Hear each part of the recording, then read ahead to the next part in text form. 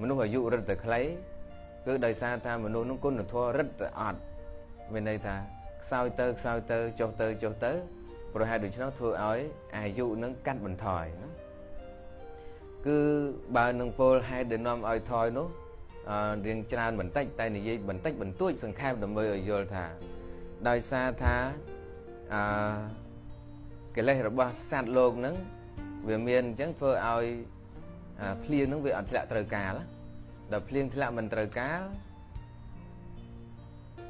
ដំណាំមានស្រូវជាដើមដែលកើតឡើងដោយអាស្រ័យទឹកដែលភ្លៀងធ្លាក់មិនត្រូវកាលហ្នឹងវារោគវាអត់សូវមានជាតិល្អ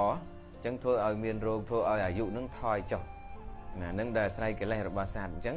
អ្វីគ្រោះធម្មជាតិគ្រប់បែបយ៉ាងថាមានគឺជារឿងយើងដឹងហើយ